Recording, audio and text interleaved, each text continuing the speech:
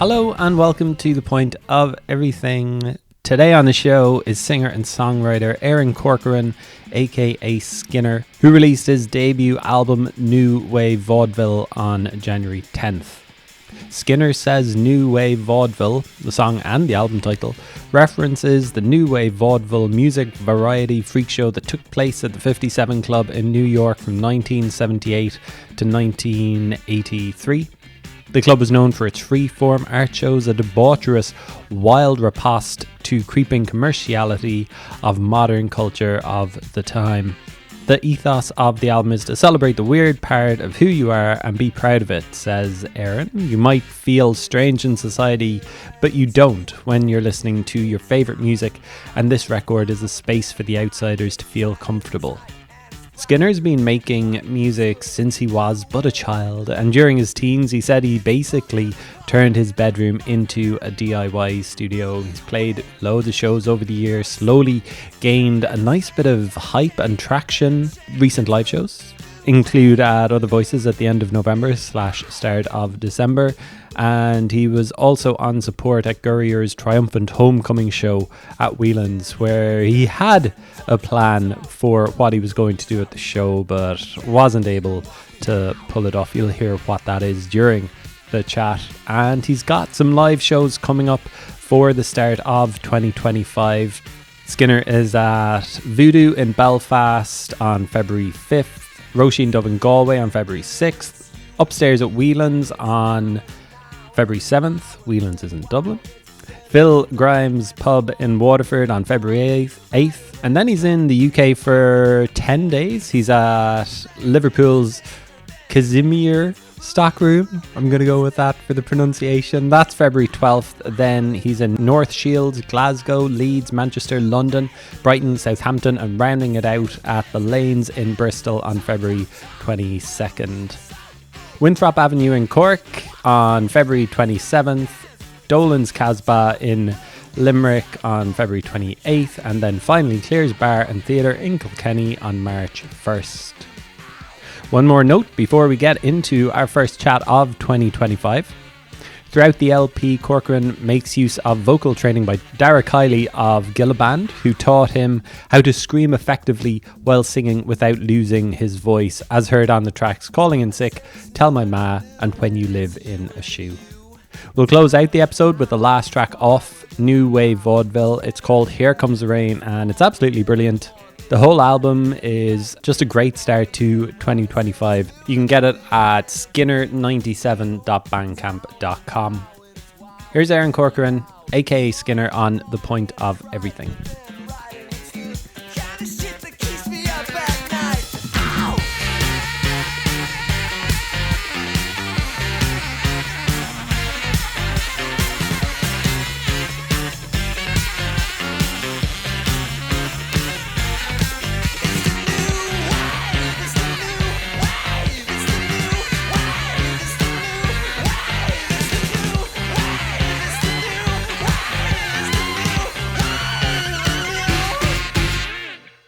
You're gearing up to release your debut album, New Wave Vaudeville, on January 10th. How are you feeling about it? Strangely calm. Yeah. Strangely calm. Yeah, I think it's been so long in the making that, like, I just can't wait to get it out. Like, I've already started, like, writing the next one. So in my mind, it's, like, so far back in my life. But for everyone else, it's brand new. Kind of interesting. You've been sitting on it for a while. Yeah, we recorded it in December 2023. So it's been literally recorded since then, and then we were mixing it for like a long time. There was a couple of hurdles and issues with the mixing and stuff, so it kind of like took a while to get it finished, but we finished it properly in April of this year, fully mixed and mastered and everything. Yeah. And do you know when it's like fully finished, or are you just like, just one more tweak, you know? Are you in October or something and you're like, I was so sick of it at the end, I just couldn't wait to like finish it. I was like, I don't really care anymore. Throw it out the window.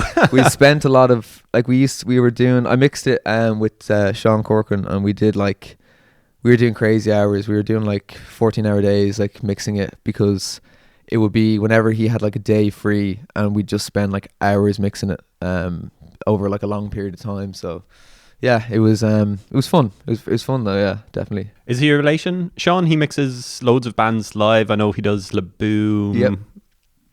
He does lots of other acts as well. Everyone asks me this, are we related? No, we are not related. Yeah. I'm not related to that man. No. An Irish music industry nepo baby. yeah. No, we're not related. I've just known him for years, and he's just a good guy. He's a good skin, yeah, and he kind of taught me a lot of stuff about recording and mixing. Like he's like he mentored me like from like when I was like, I think we started work together, I was like 22.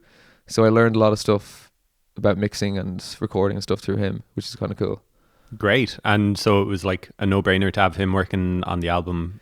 Yeah, like I like to work with people I know. Like there was always like, when I sat down with like the record label, they were suggesting like a lot of like big names, and I was like, I don't want to do that kind of thing. Like I always prefer to work with my friends and people that I know and keep it very like insular. That's just how I like to do things, I think.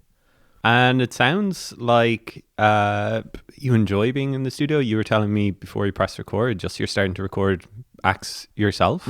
Yeah, this year, like I started just recording other bands. Like it's a big barrier in the music industry, like to get recording time and to find a producer or an engineer that you like and stuff. So I usually like go to shows, and then if I like the band, I'll just go to them afterwards and just say like, hey, no, you don't know me or anything, but like, do you want to come into the studio? We'll just do a single.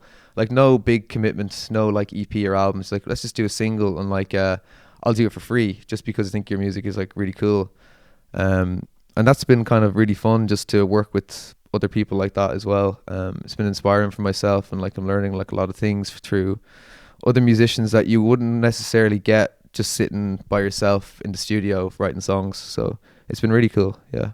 Do you find that you're gravitating towards acts who kind of sound like your own stuff, or is it kind of a mix of different genres? Funnily enough, no. It's nothing like my own stuff. It's very melodic kind of stuff, and I'm trying to like get people who have their own. I don't like to produce, like I wouldn't say I'm a producer. I'd say like I'm a recording engineer. Like I try to find a band that they know exactly what they want straight away, and I'm not involved in their songwriting process or their creative decisions. I just come in and I set up the mics and I press record, and then the decisions that they make are their own. And I find that works quite well.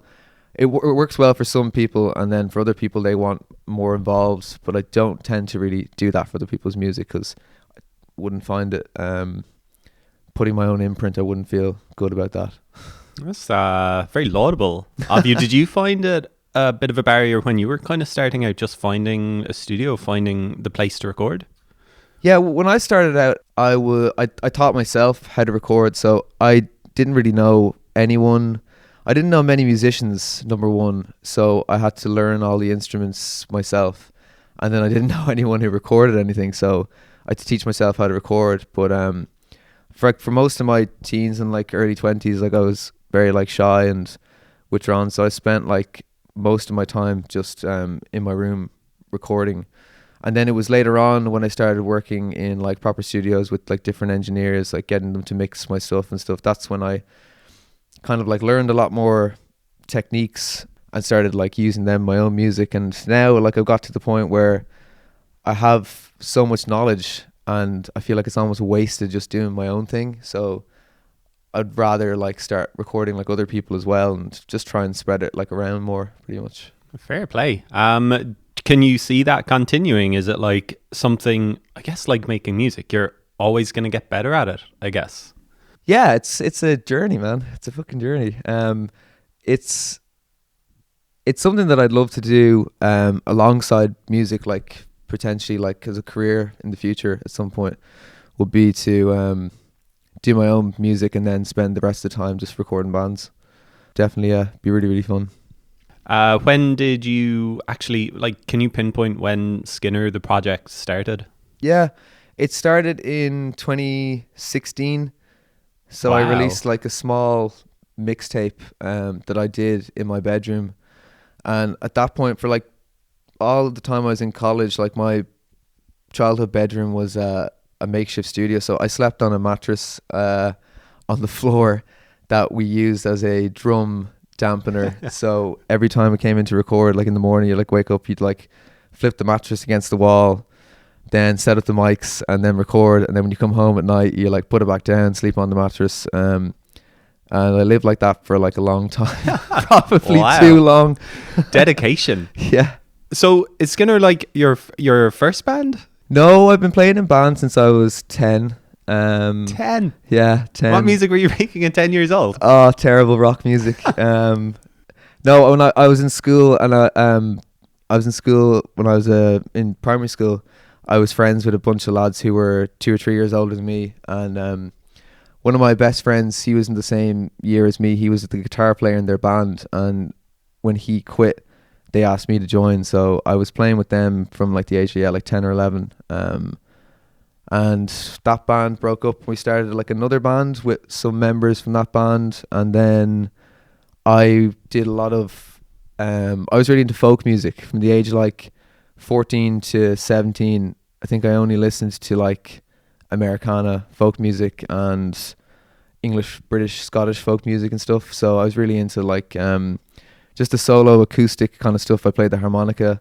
So I used to, when I left that last band, I just did that for like 3 years, and I would go into Dublin city centre at the age of like 15 and play all the open mic nights, but like they wouldn't let you in after 9 o'clock without ID. So I used to go to the bar at like 6 or 7 and sit there with a Coke until like 9 or 10 o'clock, and then the sign up sheet for the open mic night would come out, and I'd like sign up my name, and then I just wait until I was called, play the set, and then get the bus home and go to school the next day. Wow. Are you doing this all on your own, or was there someone with you? No, that was just by myself. Yeah, wow. I just did like, that's I think where I got really accustomed to playing like live, because it was just an acoustic guitar and like myself. So I kind of like developed a certain like resilience to stage fright at a young age. I presume it was scary. Was it when you're 15, 16, getting up, doing open mic? I feel like open mic is probably like scary anyway, no matter what open age mic you are. night is one of the hardest things you can do as a performer and a musician. It's complete, you're just standing there like naked pretty much in front of like a bunch of people, and 99% of the people that do it are shit. But every so often you'll get like one person that's just like really, really good, and you're like, what are you doing here on like a Tuesday in the Bankers Inn? Wow. And so you don't stick around to see any of your first up, are you? Or do you see the other acts who are playing? Yeah, I used to play this night. It was on every Wednesday, and it was such a good night, and I don't know if it's still going now, but I did it for like 3 years. It was called Dublin's Underground Beat. That was the name of the open mic night, and it was an open mic and poetry night that was on in the basement of the International Bar in Dublin City, and it was hosted by a couple of different people, and basically you would go down, and it was always packed because it could only fit like 40 or 50 people in there. But it was basically a night where half of the night was like folk singers and songwriters and stuff, and then the other half was spoken word and poetry. So I used to go down, and I would arrive there at like 6 or 7, sit down, and then just spend the entire night. It usually ended around 11 o'clock.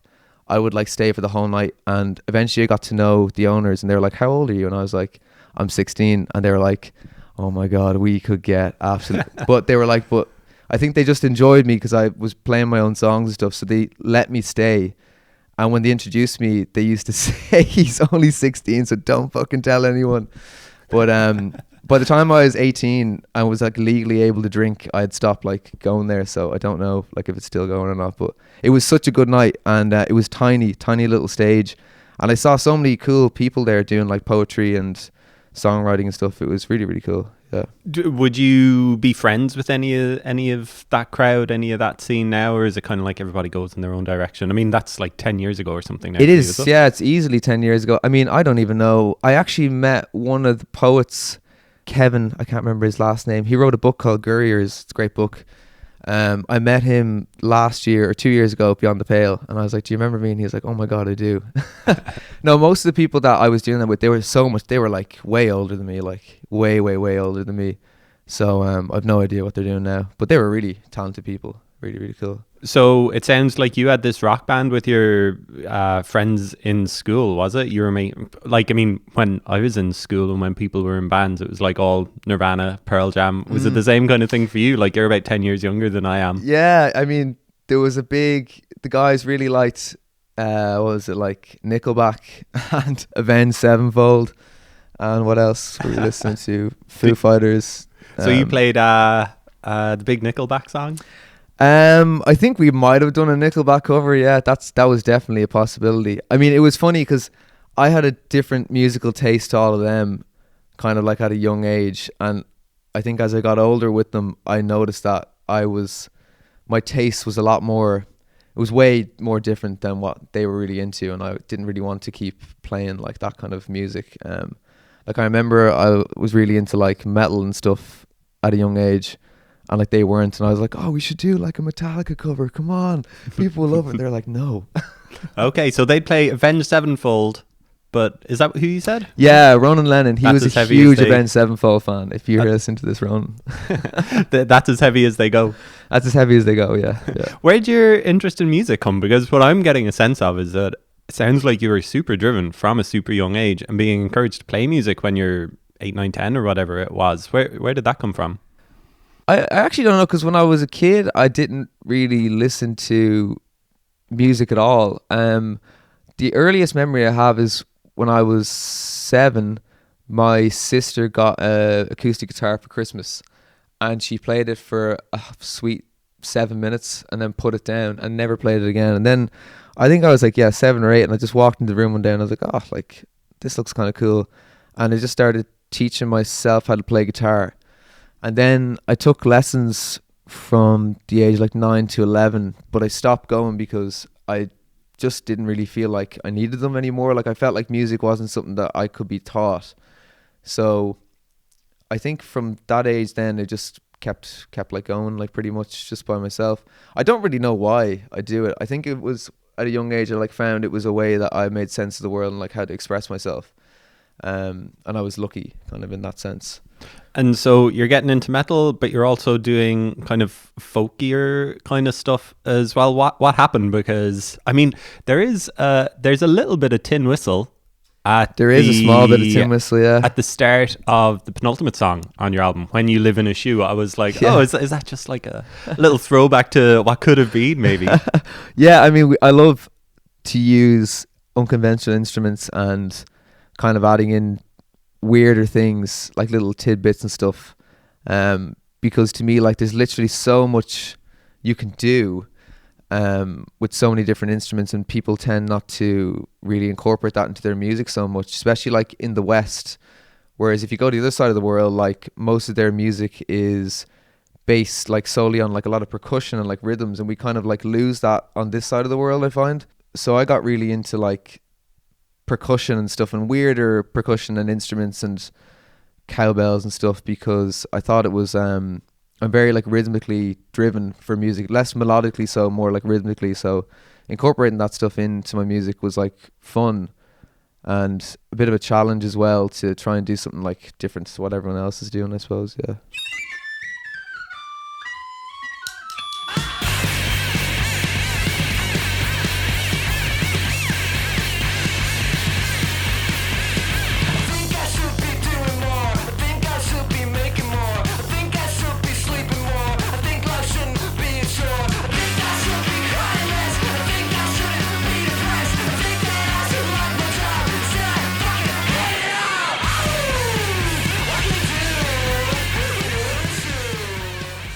Was it just that you kind of got bored of playing the folkier kind of thing that you stopped, and you figured out what Skinner was going to be, what it became? I think it was, I got into punk when I was like 17. What kind of, like, I mean, the album is called New Wave Vaudeville. Was it kind of like that 70s post-punk, or was it proper like... It was like... The Clash. I had a friend who, in school, who was like very strange and had a very, very unique music taste, who put me on to like a lot of really obscure Bandcamp punk bands. One of the biggest ones that I remember was this band called Good Throb, I don't even know if they're together anymore, but they had an album or an EP called Double White Denim. And I remember hearing that and being like, holy shit, like this is so much better than Woody Guthrie or Joan Baez. I think at that age, there had been a couple of things that had happened in my life with like deaths and stuff around with people around me. And it kind of just came at the right time where punk isn't really to me like a music style, but it's more of like it's like a lifestyle where it's about individuality and expressing yourself. And it came at that time in my life where I needed somewhere that I could go to be around that safety net of feeling like you belong to something while also being yourself. And I think then I just dropped the folk stuff, even though folk in itself kind of is the birthplace of punk music and like country music and stuff as well. But I was quite angry like as a teenager and stuff, and in early 20s with everything that happened. So yeah, it was a place where you could like go put that anger, aggression and expression as well, freely express yourself. So it just came at that time, I think, at the right time. Do you still relate to that, or are you like, I've gotten it out of my system sort of a thing, I kind of don't need that anymore? Or is it just like you have channeled it into what Skinner is now? Yeah, I think I'm not angry. I'm not that angry anymore. I mean, I think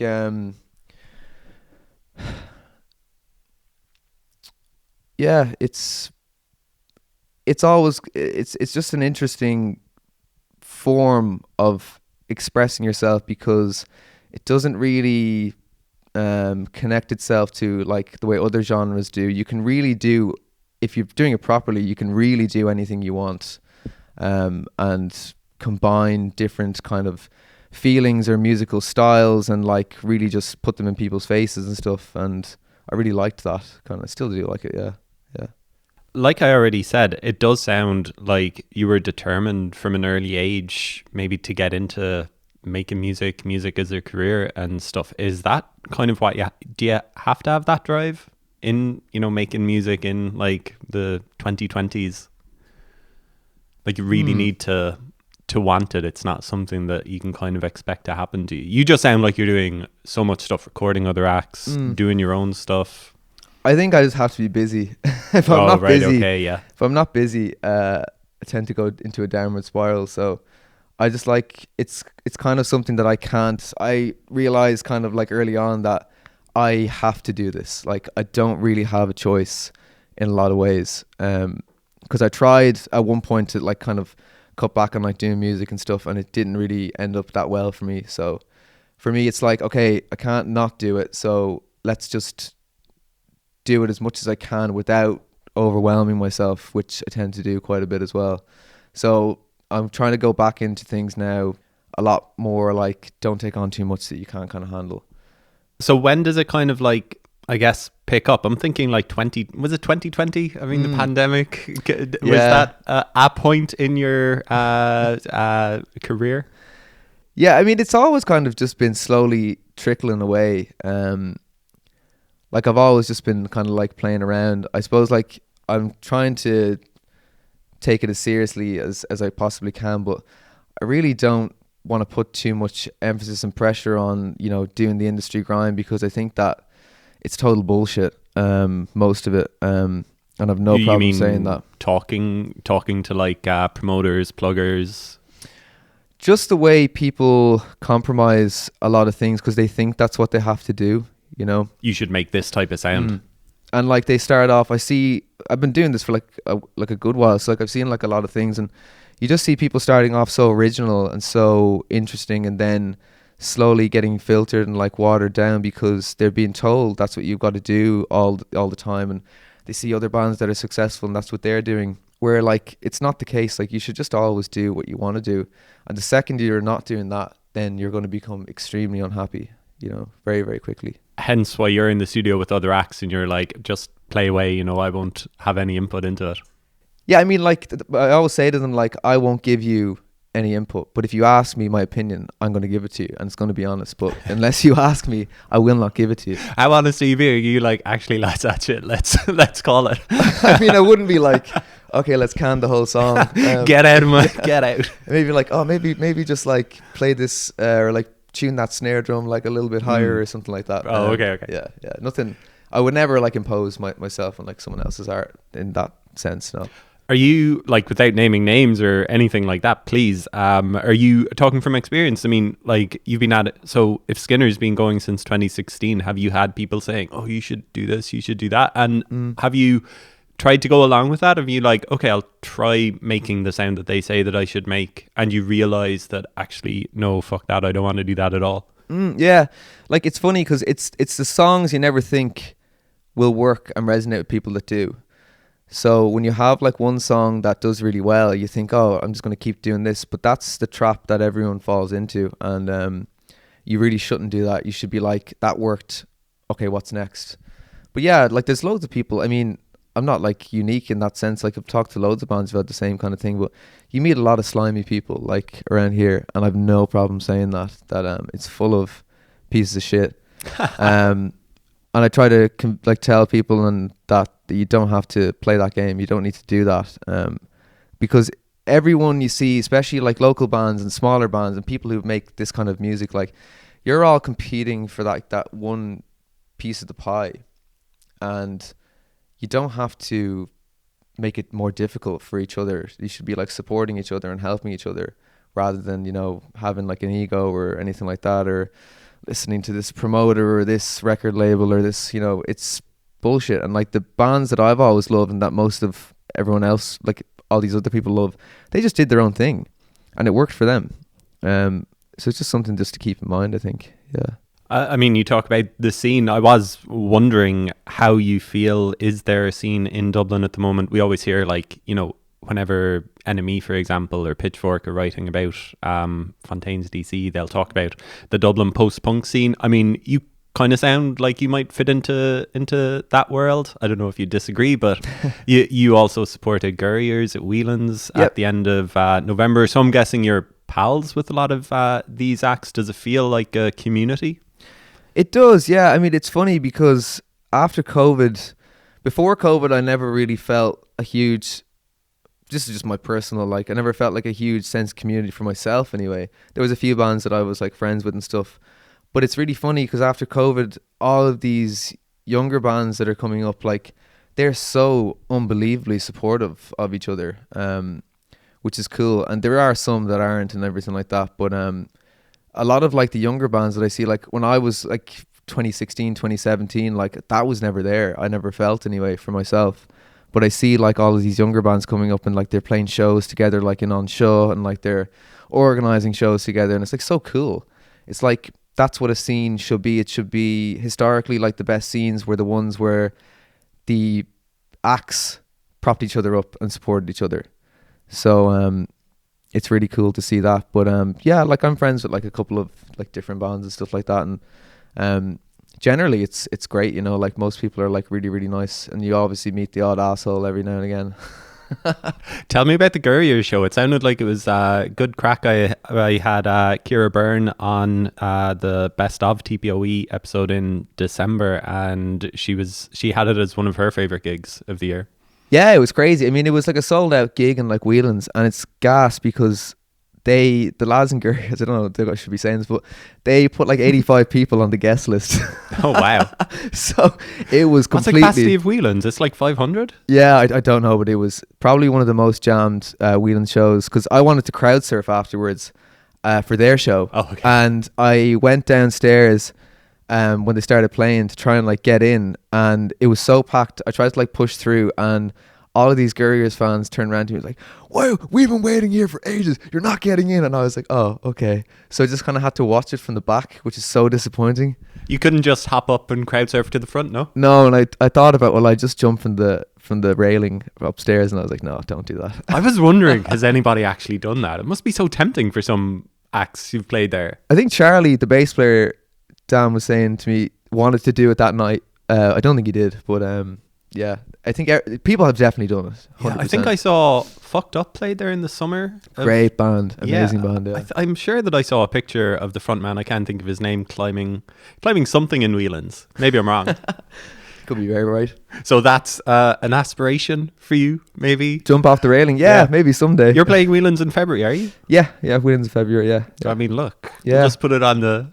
Put it on the list, yeah. Let's come back to the album New Wave Vaudeville. When did you start thinking about this? Because you'd released a couple of singles over from 2020 through 2022. I think I was just sick of doing EPs. And like, I think every artist, like, their ultimate goal is like to do an album, and I love albums and bodies of work and stuff. So I started writing it, I think, after the last EP, which is 2020 or 2021, I can't remember. And I wrote I started like a new job, and I was like working night shifts. So like I wasn't coping well with like the night shift stuff. What kind of night shift are we talking? Like through like 6 a.m. sort of thing? 7 p.m. to 7 a.m. Oof. 12-hour shifts, yeah. So I did that for 18 months or 18 months, 2 years.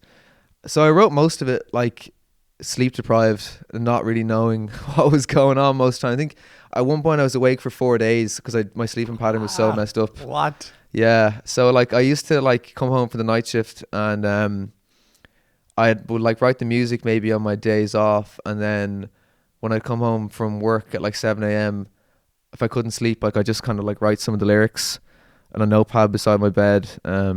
So I wrote a lot of it during like that period of time, which probably comes across in the music, how angry it is in a way. Yeah, but there are also, I don't think that I have any of the lyrics written out when you're talking about sleep, but you talk about it on Sour Milk. You reference sleep or the lack thereof. Yeah, that was a song about that kind of, yeah. Waking up on Monday, I thought it was a Sunday. Driving my Corolla and stare at the Hyundai. Ready for your thoughts on it, wish it was a Tuesday. Maybe I should find God and hang with the shoelace, and I can keep on living this same day. I'm not stuck in my teeth, and I can't get it out of the way. Waking up on Thursday, I thought it was a Friday. My therapist was friendly, she told me that I'm sorry. Is it an interesting way to be? Does it help you be creative, kind of being almost sleep deprived, or is it not something that you would ever recommend? I would never recommend it, no. Yeah, It's 4 days. Oh my god. Yeah, no, it's a terrible way to live. Glastonbury, probably a good way to be. Yeah. Normal life, No. maybe not. No, it's awful. Yeah, it was interesting to experience it because you're always off work when everyone else is in work. So it was very lonely period because I was never around, and like then I was in work at the weekends when like all the gigs in Dublin were like happening. So I didn't see like a lot of stuff for that time period when I was working that job. I didn't see a lot of people, and it was it's quite an isolating life. And then plus you're like waking up at like 2 or 3 p.m. in the day, and then like your day is like starting and like everyone else's is like finishing. And you're like, what do I do? And you're just kind of walking around in like a weird haze. Yeah, it just feels like you're untethered to the rest of the world. It's quite a strange experience. Very, very strange. You also talk about like the 70s vaudeville, New York scene. Did you have that idea for the album? Maybe like shaping the ideas around it? Or is it just, it's a big influence on you? I think I heard about that night. I was researching like a lot of early like New York no wave music, and I found that night through there's an artist called Klaus Nomi. He was a opera singer from Germany, and he had really high, like really high soprano voice, and he looked crazy. Like he was actually like an inspiration for David Bowie for some of his later stuff. They were like really good friends, but I was really interested in his music because he was combining classical music with like industrial noise and like soundscapes and stuff like that, and this would have been like 77. So I found him, and there's a video on YouTube of Klaus Nomi performing a song at this night called New Wave Vaudeville, and I was like, oh, what's this? And then I started like getting into what that was all about, and it was like a musical variety kind of like freak show night where like they advertise on posters we're looking for weirdos, geeks, freaks, emotional cripples, pharaohs, like all this weird stuff, anything that was weird. And it was basically kind of similar to like an open mic night where you would go see it and you just don't know what you're going to get. Like you could get poetry, you could get spoken word, you could get like some weird performance art thing, or you could get a band. And I just found that really interesting. And all of it had to be unconventional music if you were playing at it as well. Like you couldn't just be normal like rock and roll, which would have been quite prevalent at that time. What's interesting about like going to a gig now is that you kind of know exactly what to expect, don't you? It's like you listen to even like the most obscure band, you can find their music on the internet and stuff. But it must be so exciting back then, like not knowing what you're going to get. Going to a variety show just sounds so in the past, doesn't it? It does, yeah. I would love to do. So I was thinking about trying to organize something maybe next year of a similar ilk. What was it? Freaks, geeks, and Freaks, geeks. There's actually a whole list if you look at it. It's hilarious. It's like freaks, geeks, emotional cripples, pharaohs, zombies, loads of like weird stuff. Yeah. Did you find that your sound changed when you were thinking of the album? Do you see it kind of like everything beforehand is kind of a learning curve towards this album? It does sound like quite a coherent sound throughout the record. I think the main thing that I wanted to do with it was combine a bunch of like instruments that shouldn't really work together and make them work together. Particularly with the percussion aspect of it. Like there's a bunch of like little tidbits and like breakdowns in a couple of the songs where it's just like us like hitting like bongos and timpani drums and cowbells and stuff. And I wanted to just make something that was different. Like the music that I love is always to me stuff that shouldn't work, and for some reason for me it works. So it was kind of like a similar vibe that I wanted to do for this record. Yeah. Is there parts that you can think of now, even though it is like a year old, as you're saying, that at the time you're like, this shouldn't work, I don't think this does work, but let's keep it anyway? Yeah, there's that breakdown part when you live in a shoe. It's just the sounds of us screaming, shouting, and we had like a big line of percussion instruments lined up, and we're just all like bashing them in the studio. And the guy that I recorded the album with, Reen Trench, he engineered it with me. It was the last song I think we did, and he went for a swim. He left me in the studio with Fred, the drummer, for like 4 hours on the last day because he had tickets to a comedy. He went for a swim, and then he had tickets to a comedy show. And he was like, you got this for a couple hours? I was like, yeah, no worries, grand. And then he came back and I was like, oh, we've got like this breakdown section and we don't know what to do. And I played it for him and he's like, I know exactly what to do. And he just went out and just started screaming, and just like, he had like a couple of drumsticks and he was just like went around hitting everything. You can hear it like in the song. And then he did another take where he sat in the middle of the room with an acoustic guitar and sang like a cowboy. And it's really low down in the mix, but you can hear it because I left it in because it's so funny. But yeah, just stuff like that. We kind of just like took the piss, which is fun. That sounds like a learning curve in itself. Like, he just sounds like a good guy to have to kind of like direct you.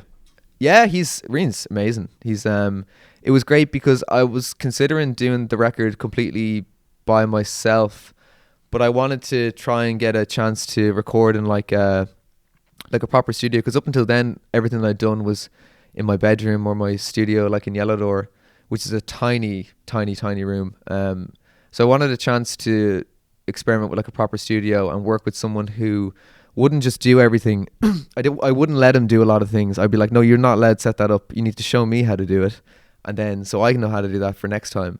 So he was great because we kind of just like mic'd everything up together. We made like those decisions together, and he like was, you know, holding my hand, showing me what to do, how to use all the studio stuff.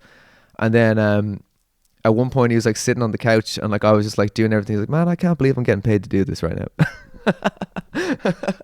He's like, are you sure you don't want me to do anything? I was like, no, I need to like learn how to use all these things so I can do it for someone else the next time. Wow, taking his job. Yeah. Who else plays on the record? Because I was wondering, you talking about like learning all of those instruments in your teens, was it all of you on the album, but you've got a band playing with you? On the EPs and stuff, a good bit of it was me, but that was, I think I only did that because I just didn't know anyone. And like, I'm not really a great musician, I don't think, at the end of the day. So when I started meeting people, like later on, like in my like later like 20s, that were like amazing musicians, I was like, well, I don't really have to do this anymore. Like, I tend to like write some of the parts, but I've usually like give like an idea to someone and then they kind of like base around it. So like the band now is like Freddie Treble on drums. So he played like all the drums on the record, and he only did like 2 takes for every song. Like, he just came in and he did all the drums in a day and a half. It was super impressive. He's a great drummer, really, really talented guy. And then we had Mason McMillan. He plays sax. He did all the sax on the record. I played the bass and guitar, and I did percussion, and Fred did percussion as well. And then Zach Stevenson played guitar in a couple of songs as well. The sax on the album is great. Oh, thank you. Well, you could thank Mason. How like collaborative is that, or is it you kind of telling him what you want? Usually, like, there was a couple of songs where I had written saxophone riffs for it. Now, like, I don't tend to play the sax that much anymore because it's broken and I'm too cheap to fix it. I'm guessing you'd probably like the sound of a broken sax though, would you? Oh God, no, it's awful. Yeah. Well, like, I mean, maybe you could use it for something, but conventionally, no, it's like a bad violin player.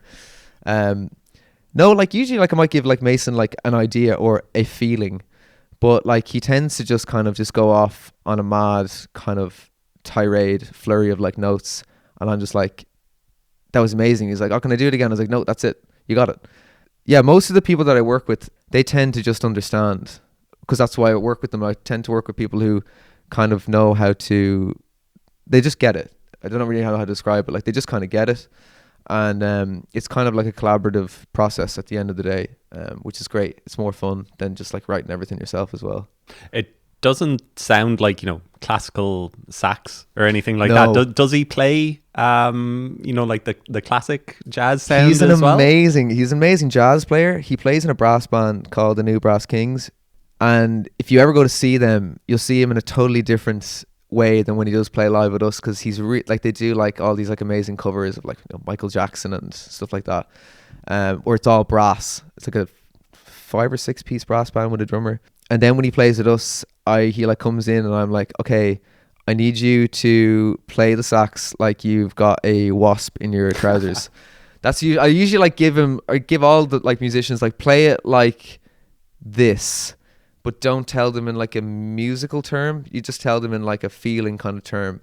And it usually tends to work better than explaining like, play like an A, a D, I find it's like you get more interesting results, and people tend to tune into it like a lot more when you're trying to explain a musical idea in that kind of way. Does that come from just the fact that maybe you're not classically trained, that you just taught yourself the guitar, taught yourself all of these different instruments when you were younger? Possibly, yeah. I mean, I think it just yields better results than breaking things down like quite like formally, because I've done that as well, where I've notated out stuff for people, or like tabbed it out and given them everything, and it kind of just becomes a bit stale. Like, I like when people put their own twist on things. It's more like interesting, I think. And have you guys been a band for a while, all of you together? Have you kind of like developed the sound together? Yeah, I would say so. Yeah, like I've been playing, like, Aina plays bass with us as well. He was in Australia and we were doing the album, so I did all the bass. But yeah, I've been playing with Aina and Fred now and Mason for like, what is it now, like 3 or 4 years or something like that. Oh, okay, great. And we have Frank Collins playing guitar with us now as well. Super talented guy. He's been playing with us for the last 3 or 4 months. So yeah, he's incredible. Really, he's brought something like totally different to it again, because he's such a good guitar player. It's actually disgraceful. Is this kind of like the dream, just fronting a band like that, kind of like a gang of pals as well? I mean, you talk about being in your teens and just being in the bedroom by yourself, and now you're like fronting is it 5-piece? 5-piece, yeah. And we get like other people coming up. We had Gareth Quinn Redmond, great violin player. He played with us at Other Voices. What was he playing? Violin.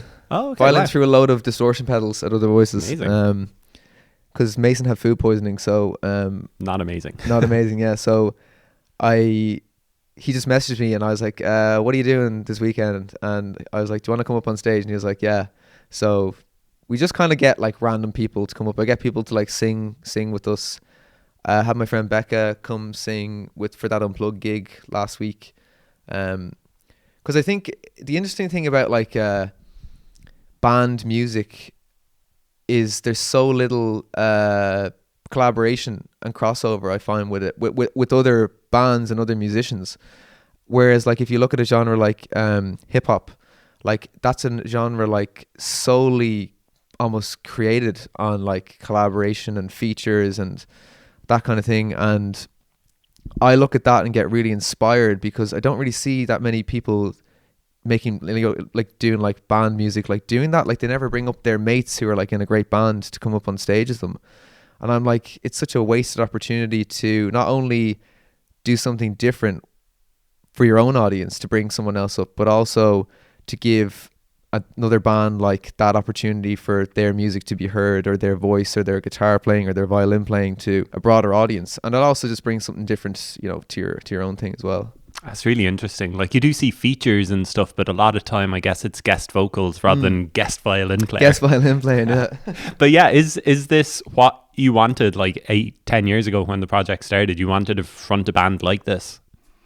God, I can't even remember. When I think back, I think I was just happy enough sitting in my room. Like I remember like when I released that Skint mixtape in 2016, I didn't even have a band because I played everything on it. It was just myself. And then all of a sudden overnight, like I started getting loads of messages from like, play here, play Cork, play this, play that. And I was only like 18 or 19. And I was like, fuck, I didn't think that people were going to ask me to do this live. So I never really thought it would get to this point when I think back. I kind of then just had to start piecing together a band kind of quickly. But it's weird because I never really envisioned it being like a live thing. And now the live thing is like my favorite part of it. It sounds like Dara from Gilliband has been an influence on you. I guess that they would be an influence on you in general, but he helps you like vocal training. Yeah, it's actually gas. I met them. I have a studio in like Yellow Door, and my studio is above where they rehearse, which is great crack when you're trying to do a quiet vocal take. So they need to pile the mattresses, is it, in the room to stop the sound from bleeding up? It doesn't matter what you put in that room, it's not going to stop the sound bleeding up. The whole building shakes.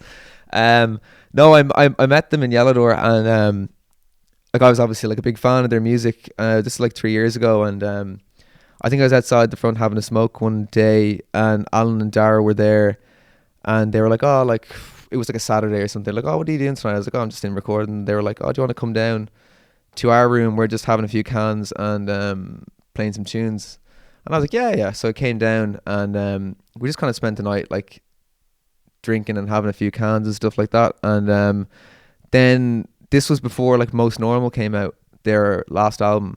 So they were like, do you want to hear like the new record? And I was like, yes. Absolutely. So they played me like half of the record. This was like 6 months, I think, before it came out. I think some of them might have even been demos. I'm not really 100% certain. And I was like, oh, this is so cool. And then Dara actually makes his own music as well, like separate to Gilliband. I don't think he's ever released it. But he was like, oh, do you want to hear some of my demos? And I was like, yeah. And he's like, do you have any demos? And I was like, yeah. And he's like, oh, we'll have a demo off. So I was playing him demos of my album at the time. And then he was just playing me like his own like demos. And he was like, oh, like, man, like you really like to shout. But he's like, it doesn't really sound like you're there yet, like with how you're projecting it. And he just like said, do you want me to give you some lessons? And I was like, are you serious? And he was like, yeah. Like my sister is a vocal coach, and she's the one who taught me how to do this. I didn't know that. Yeah, I didn't know it either. It makes total sense because it's insane how he does what he does. So I was like, yeah, I'll take some like lessons. And then we met up a couple of times in my room in Yellow Door, and shouting has very little to do with shouting. It has a lot to do with going like dea, wah, that kind of thing. He I think does 45 minutes to an hour. I try to do like half an hour, 45 minute Of before training, or like before you go on stage, so that you don't blow out your voice. Because I think he said to me, if he went and did what he does, without doing that, like he'd pretty much just blow out his voice straight away. It's quite like an intense thing when you're learning to do that, to project your voice that way, because it's a lot of like mental strategies. You have to know, you have to like pick points in the room where you want your voice to hit, and you have to know when to restrain and when to open your throat and when to use your diaphragm and stuff. There's a lot in it, and I'm still kind of learning kind of a way. I actually need to get a refresher lesson off him. He was giving Jamie from Mail lessons the last time I saw him. I was in the room with him. Wow. Have you lost your voice from singing / shouting? I blew it out on the last song for the record. That was the first time I blew out my voice, and I couldn't speak for 2 or 3 days while you were recording. Yeah, I blew it out. We did vocals over 2 days, and I blew it out on the last day. Yeah. And you know, like, what you did wrong in that? Were you just like, you didn't train enough, or it wasn't coming out the right way? I think I just been hammering the takes, and it was just like the whole point of the last song. It was that song Do Re Mi Fa. Like, I had a microphone plugged into a Marshall amp, and the whole point was to almost record your voice blowing out in a way. So it was kind of like an intentional thing to do. Wouldn't recommend it though. I wouldn't recommend it, but yeah, it was an intentional thing to do. Yeah. That's so interesting. Really nice to have those memories, I guess, and that kind of training. Yeah. I mean, it's funny because he's starting to do it now for like a load of people, which is gas. And he's a great guy, really, really inspiring guy, and he's very funny as well. Just coming back to the album, what's your favorite song on the record? Do you have one? Can you pick a baby? I am quite partial to Calling in Sick. I do really like that song because I was listening. I mean, it's inspired by Rock and Roll by Gary Glitter. That's where I took the drum beat. So actually, Gary Glitter came on my Spotify playlist on the way here, and I was like, oh yeah. Terrible guy, but great song.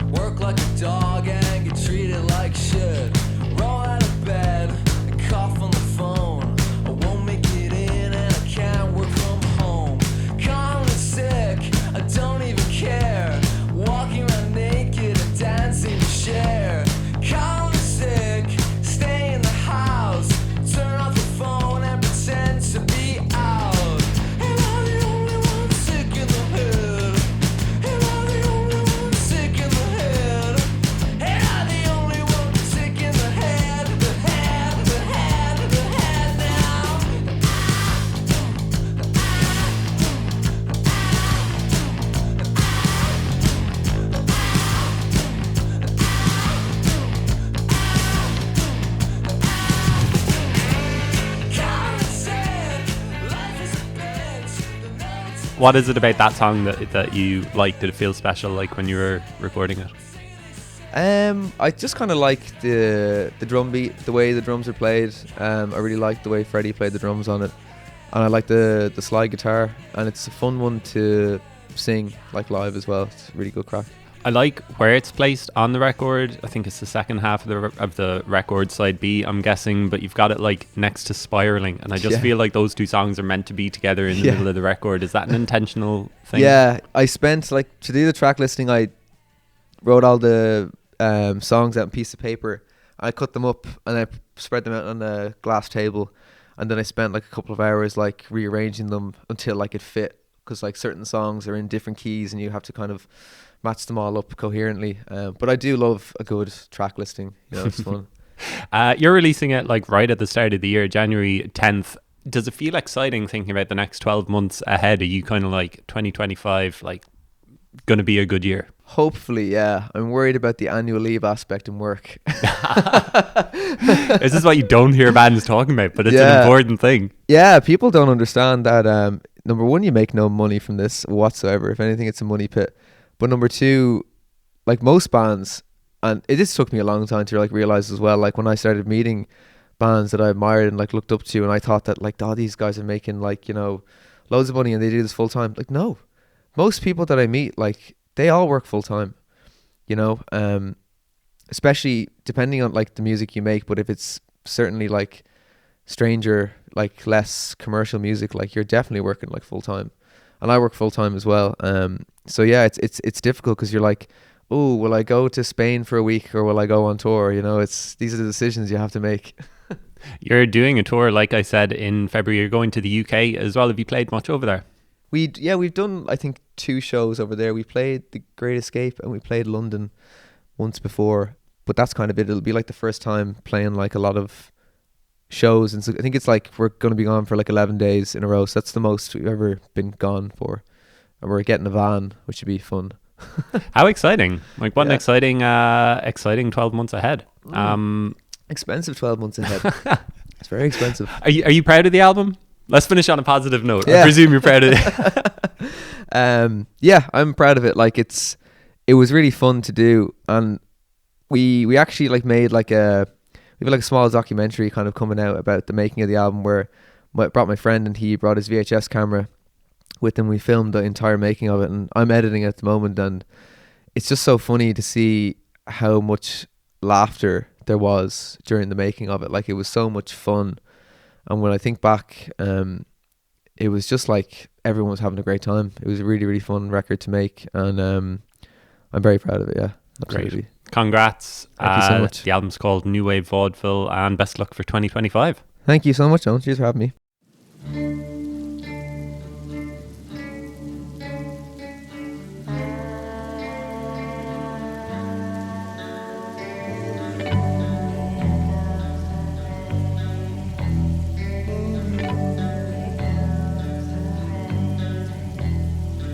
Slowly to my chamber turning, all the soul inside me burning up, bleeding from my mouth concerning, distant in my own discerning, peaceful like a body floating upside down in lukewarm oceans. I'm sick of proving my devotion to overworked and sick emotions. Oh, it isn't me, but I don't know what else to be. Here comes the rain. Here comes the rain.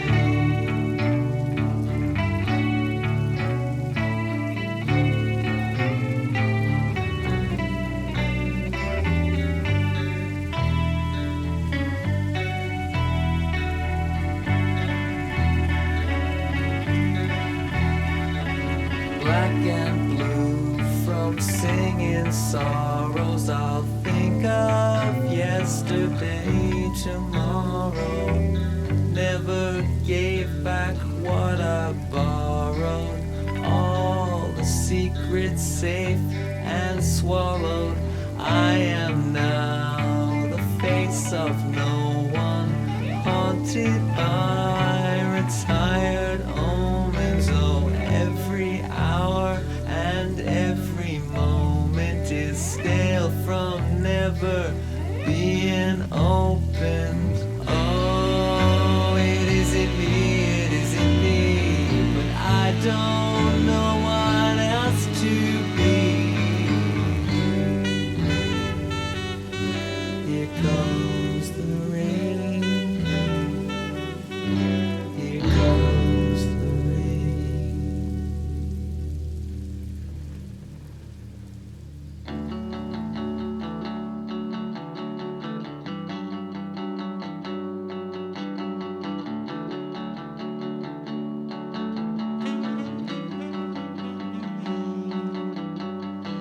I am just a flower that grew